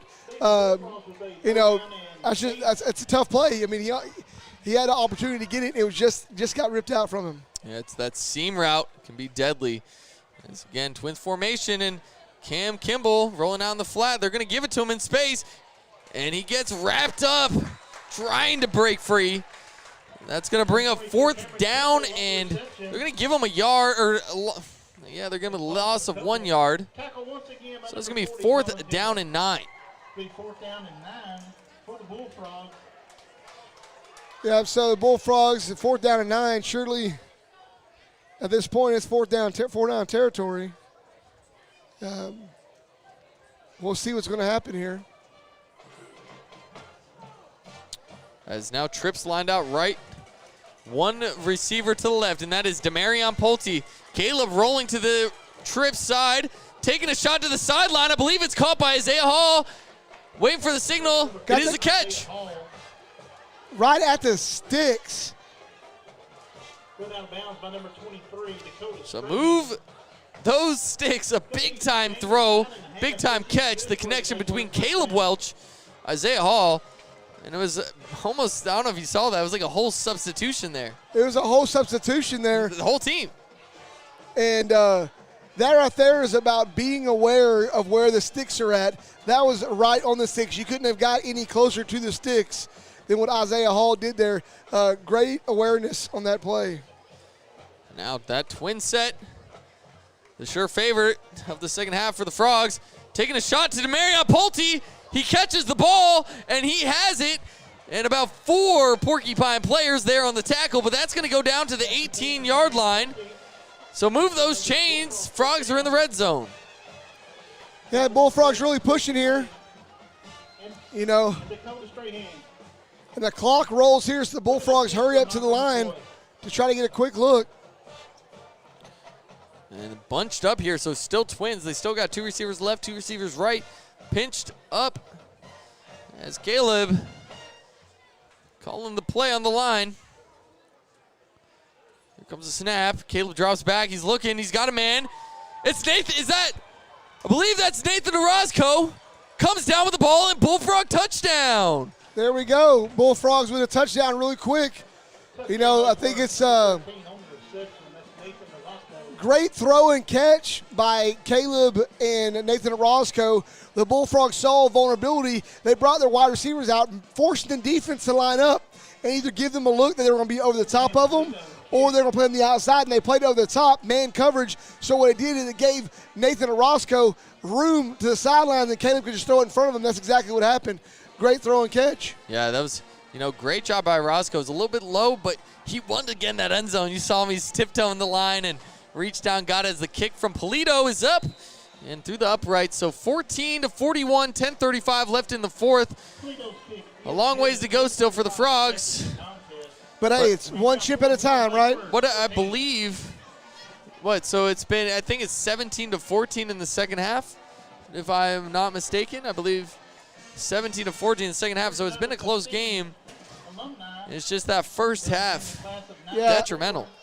That first half was tough. Small mistakes and then not only that, big chance to capitalize that we didn't get a chance to capitalize on it. So, there's lots of things always to take out of each and every game, and the Bullfrogs are definitely gonna take a lot out of this game. They still have a mountain to climb to for the rest of the district, and so although in their district right now the Porcupines are they are ranked the highest in this district at number 5 in the state. You also have another ranked opponent, the Decatur. Yeah. And so the Bullfrog ranking doesn't matter. Every Friday night belongs to somebody, and it's there for anybody's taking. So the Bullfrogs, they got 10 minutes and 35 seconds to take it. The beautiful thing about football compared to other sports, it's a short season. You may face an opponent once, and they may be better than you, but on any given Friday, anything can happen. So, it's not like a series. You get one game, and whoever shows up that night as a better team will win. As now Polito looks to kick this one and squibs it. And it hits a player, I believe, so that's not going to be a flag. So that's going to be marked out of bounds at around the 26-yard line. Yeah, great job. I mean, that's just 1 yard difference than the last time the Porcupines got the ball and the Bullfrogs kicked it out of the end zone. So, that's the Bullfrogs' goal, is to not let them pass the 25. And this one, they're at the 26. So, right where the Bullfrogs need them to be at. And now the Frogs, this is really getting into the nitty-gritty. If it's going to be any life, it's got to be now. As we expect Springtown to pass the ball. No, I didn't. As they drop it, I was about to say run, and I saw pass, and it just, man, that's a drop pass. So that's going to stop the clock, even though we're 10:29 on the clock. Still, I trust the process. Yep. And so it was a pass, quick pass over the middle on a seam. And the Bullfrogs covered right on top of it. It's incomplete. And now trips left, a single receiver on the right. And they're still throwing the football. A little wide receiver screen. Cam Kimball Stops him at the line of scrimmage. Got to be careful, though, on the late hits there, as that is going to be a great stop and a great tackle. It's going to bring up 3rd and 10. Yeah, I'm glad Cam Kimball pulled him all the way to the ground because we had another guy going there to take another shot, and I think that would have been a late hit. That would have been an unfortunate penalty. Yep. Thank goodness it didn't happen. Discipline, discipline, discipline. And, you know, we got to stay focused right now. I know it's been a frustrating game for these Frogs, and you got to make sure you make the right decisions on the football field. As now, here comes 3rd and 10. I'm expecting a pass. Dropping back. And finding a man downfield, unfortunately, is Chesney on the little seam route. That's going to be brought down to the 49-yard line. Yeah, that's tough and frustrating at the same time. You get something going, and then there's an amount of cushion that's given in that play. Sometimes it makes you wonder where the coverage is getting blown at. There was a safety over the top and a cornerback underneath, and the guy still gets the ball. It's 3rd and 10. Be a lot to review on film. Yeah, you tomorrow. got to expect pass there. As Cam Kimball almost gets to that one. Ooh, jumping up. I like lost the ball there. I did too. Luckily, everybody at home didn't if they were watching online because I just kept it right there. I was like, it may be small, but you can see it. Yeah, that was They're trying to do these quick, we used to call back in the day, little wide dumps. Tight end release or a back in a slot.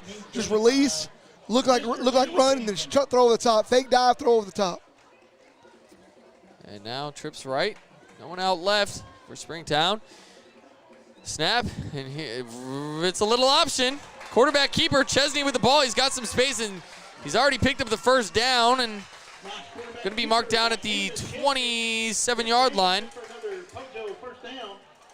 Man, it's only the second time in the game that the Bullfrogs have seen that play. One, he got a touchdown, and at that time there, he takes a big chunk of yardage out on the Bullfrogs. And now, with 8:45 left on the clock, down on the Bullfrog 27, Springtown, taking their time, clock management time. As now taking the snap is Chesney and throwing it out to the back. He's got some room. And that is going to be a gain of about 8 yards. On the reception for the Porcupine. Picks up 8 yards. Brought down by number 15, Niall Klubu. And so 2nd down and 2.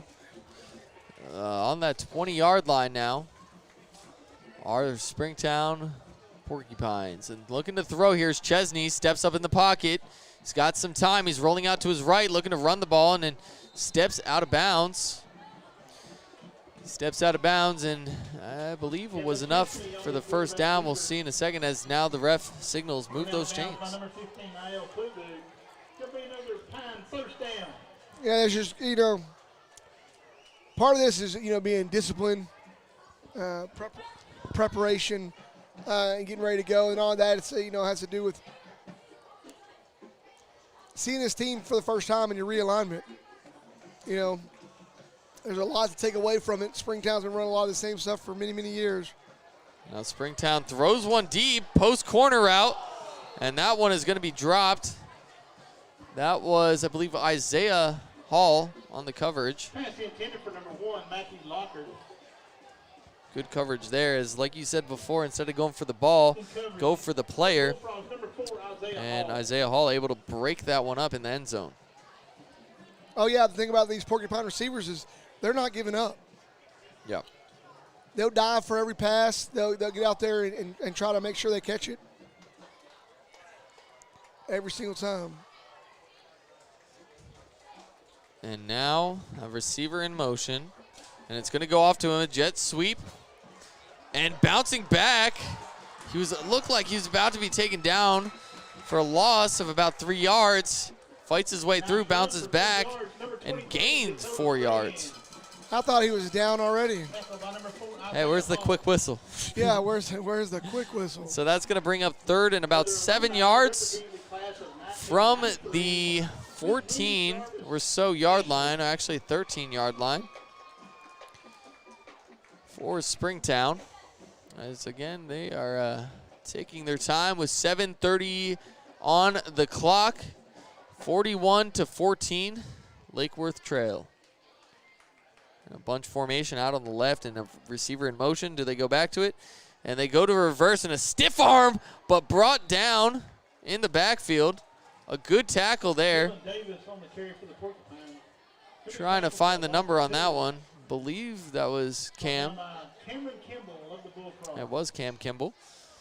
He said, "You can't stiff arm me." And then Hall in to attempt the 35-yard field goal.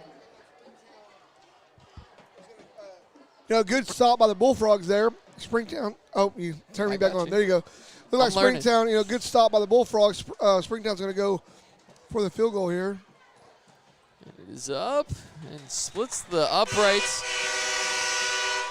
So once again, Brandon Hall with another field goal. And so that's now 44-14. So Lake Worth trailing by 30 with the clock running. It looks like there is a running clock now. As they stopped the clock now. Interesting. They ran the clock. I don't know if you saw it. They were running that clock, so I don't know if one of the coaches picked up on that, but there was at least 10 seconds ran off. I understand the score. I understand the circumstances, but still. Well, the clock in high school football, in any football, when you're going for an extra point, doesn't start. But when it's a field goal, if I'm not mistaken, when a field goal is kicked, it does stop. But it doesn't go 10 seconds. No, my point is, I had looked back here, and I looked on the bottom of our screen. I saw the clock still ticking, and I looked back on the field, and both teams were running to their sidelines, and points were scored, and I guess the scorekeepers want to go home. Yeah, possibly. Possibly. They were like letting a little bit run off. Didn't think anybody would notice. Well, I caught you. As that kick is out of the end zone and going to bring the Bullfrogs back to the 25. A familiar sight for the Frogs, the 25-yard line. And they will look to take over here. And, this is the best type of reps you can get, I guess, if you're looking at positives and talking about practice reps at this point of the game. Hey, let's see what we can do here. As Caleb Welch marches out to the huddle, joined by the squad. It looks like, they're bringing out Junior Sessions out wide left. Marion Pulte in the slot, Nate Orozco out right. And here we go, and it looks like a late addition to the play, the Twins formation. And they're going to go ahead and call timeout as the Bullfrogs came out with only 10 men. So they're just going to go ahead and try again. Yeah. They'll come out. Somebody missed a cue there. Yeah.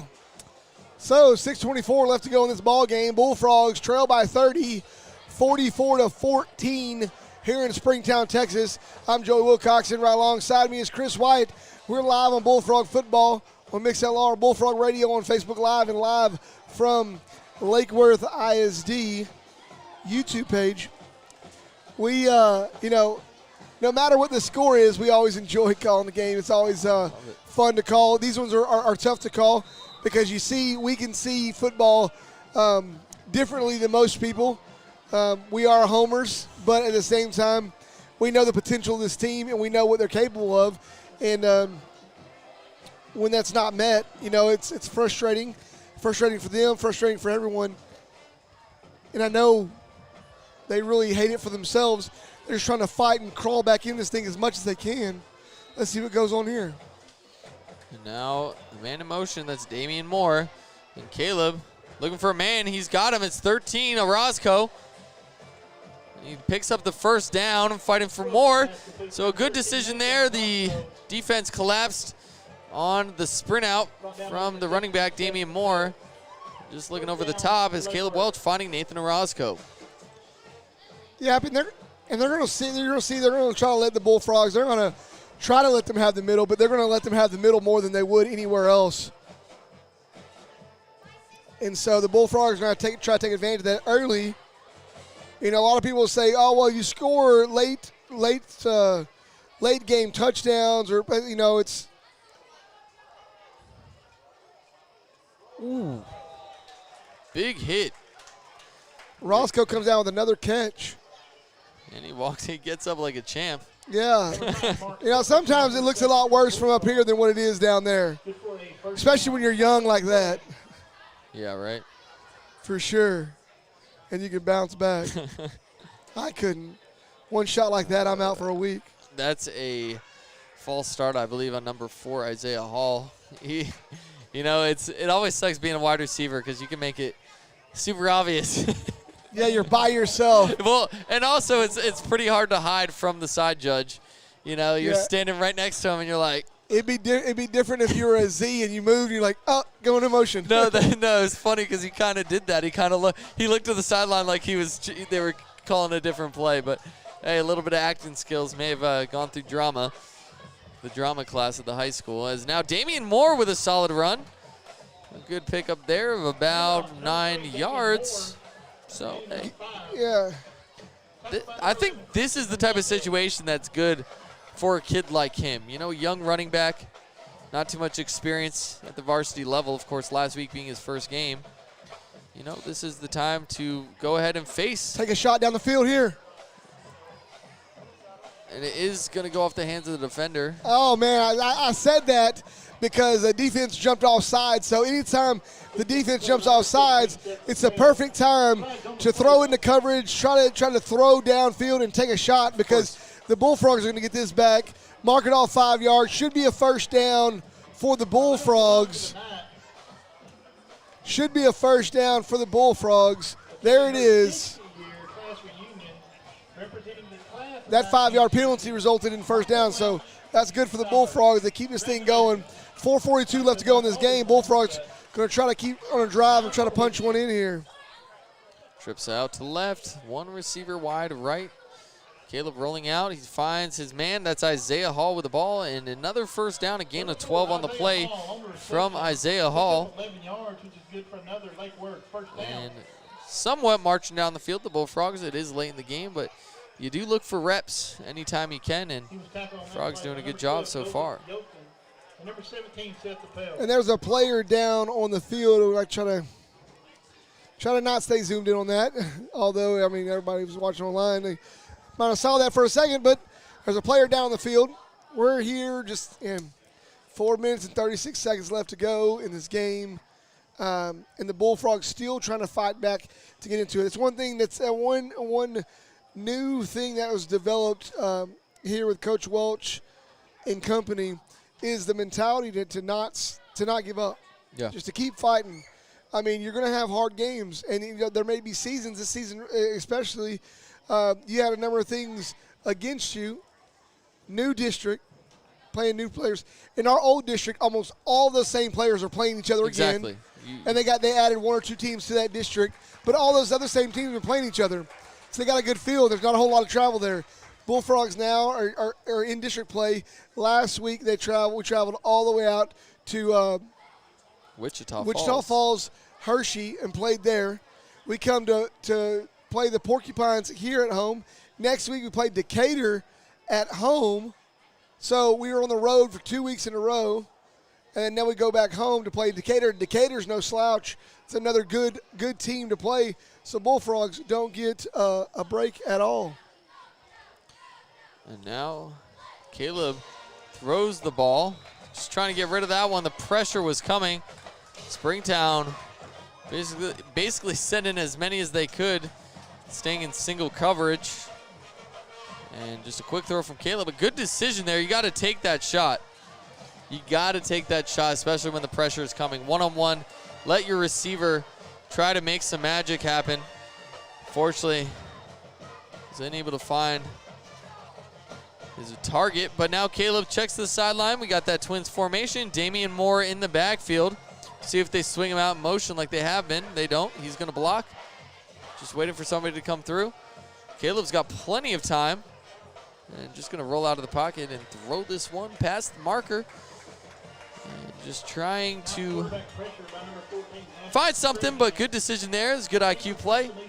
Yeah, Don't take the hit. Caleb is a great pocket quarterback, and when he gets the opportunity, when given, he can use those legs and move out of there.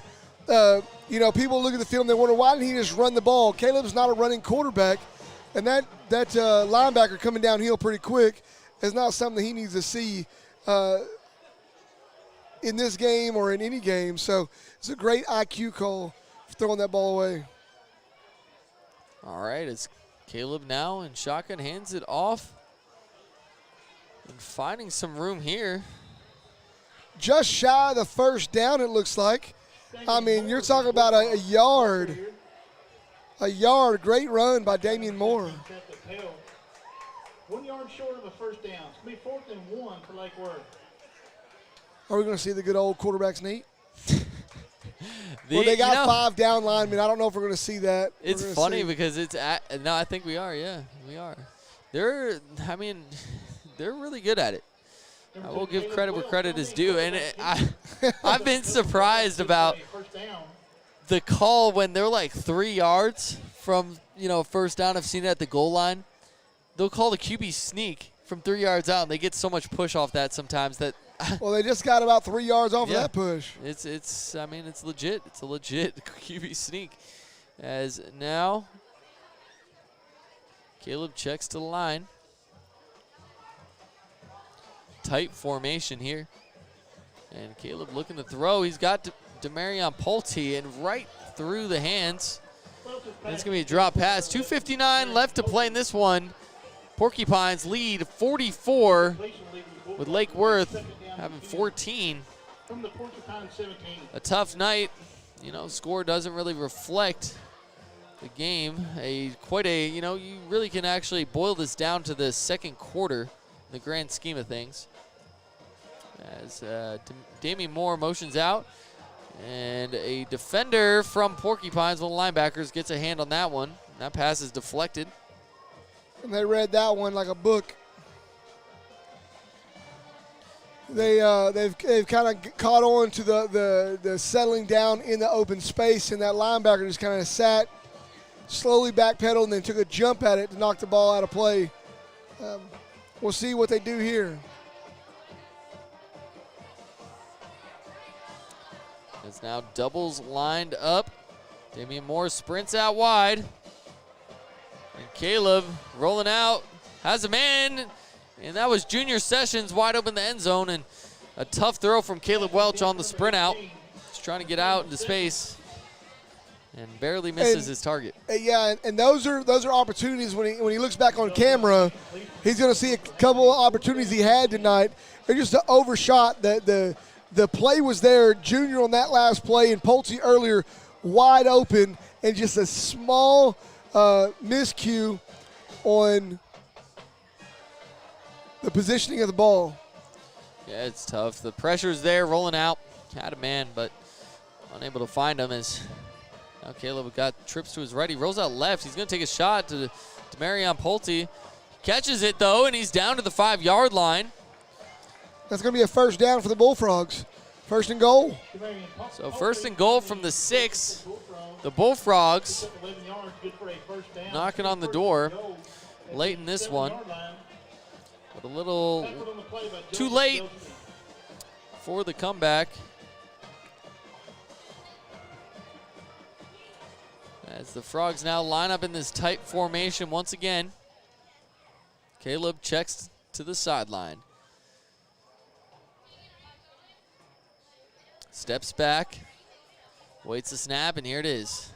Pressure off the outside. And Caleb Welch goes down, and that is a sack to Springtown. Number 14, Ashton Strahan. And that's going to bring up second and goal from the 14 or so, maybe 13-yard line.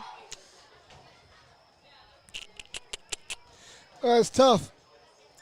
Bullfrogs steadily trying to chip away something, trying to get something here. As now Caleb looks, fires, got Demarion Pulte, and he drops the ball. Are they going to rule it a fumble? No. Incomplete pass. Said he juggled it. Good thing for the Bullfrogs. Pass is incomplete. Now that's going to bring up 3rd and 13. Well, 3rd and goal from the 13, I should say. And, you know, it's 4-down territory at this point. You're just taking shots. As we got 2:08 left to play. And Tripp's lined out right. Pulte, the single receiver, on the left. As Caleb drops back, he's rolling right, but he fires left. That's Demarion Pulte, but about 2 yards or so out of bounds. Going for that one. Doesn't get the ball anyway, but takes a shot. And that's going to bring up 4th. Yep. Demarion Pulte, the Bring up 4th down for the Bullfrogs. 2:03 left to go in this game. I know y'all appreciate that clock on the screen that I put out there for you guys. That's just another camera actually filming the game clock. Because, you know, we put up a camera, we can't really start and stop it equally with what they do. So we just got another camera up here. There you Cameras, go. cameras, and more cameras. Modern solutions, or modern problems require modern solutions. So There you go. We're, That's it. you know, I wish I could say I was helping a lot with that stuff, but Joey's been every They week. will never know. You know what? I'm giving you the credit. So Joey's out here making this thing run smoothly. So a lot of credit to him, guys. If you're in the chat, you know, big shout out to Joey Wilcoxon here with me. I just show up and talk. He does all the hard work. So big shout out to Joey for allowing this to happen. Without Joey, we would not be able to watch Bullfrog football from the couch. And what a concept. That's the first time I can really say that. Watching Bullfrog football from the couch. Well, I had my guy earlier, William King. You know, he sent me a picture where he actually brought the game up on YouTube on his big screen. I was like, you know what? I don't get the luxury of doing that, but I need to go back and ring it up at home just to watch the playback, just to kind of get a feel what everybody else is getting a feel. Because I know it's got to be nice to sit back home and watch football, especially high school football, of your team on TV. You're doing a service, though. You're a man of the people. As that snap goes to Caleb, and he gets sacked in the backfield. That's going to be a turnover on downs. The entire Springtown secondary was spread out, just guarding the goal line. That's going to give 1:57 left to Springtown. As this game It's all but over. Yeah, it's just dwindling. Just a matter of time. The Bullfrogs still, though, you're going to see here, it's 1:57 left, right? So the Bullfrogs have no timeouts left. So they can't, they're not going to try to stop the clock at all. And so there is not enough time for the Porcupines to run this thing out. There's not enough time in it. They're going to start the clock. Well, actually there is. I take that back. It's 42nd. So soon they're going to run 2 plays, and it'll be all but over. And they already are going to the victory formation here. As there goes the knee. And so we're about to wind this thing out, as it's just a matter of time now as the Porcupines come out with 44 points, Lake Worth 14. A big second quarter from the Porcupines. They had great field position, credit to their defense. And, you know, marched downfield, had some big plays. The defense played relatively well for Lake Worth at points, but a couple breakdowns led to the demise. Come out in the second half, fairly even game, to be honest with you. 17-14 second half, but of course that second quarter broke this game wide open for Springtown. And after that point, once you're trailing, it's tough to come back. And we got a final minute 10 left on the clock. But again, a shout out to you guys at home tuning in and supporting even in tough times. We appreciate you guys. Oh, yeah, most definitely. Always appreciate everyone tuning in and checking everything out. You know, it's always fun. Sorry, the Facebook feed, whatever reason we got started off, was not exactly there.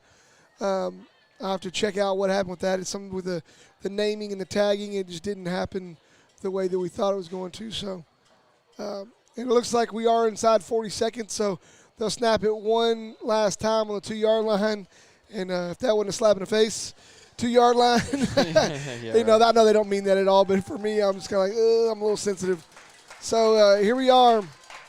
Looks like that will be the final snap of the game. As now, Final score is going to be Springtown. You know, and right here, Chris, you know, there's a lot to be said about this game, but I think it would be best said tomorrow morning on the coaches show of what that looks like. I know we saw it from a different perspective, as I know the coaches did as well. The Bullfrogs started out first quarter phenomenal. It's a great job.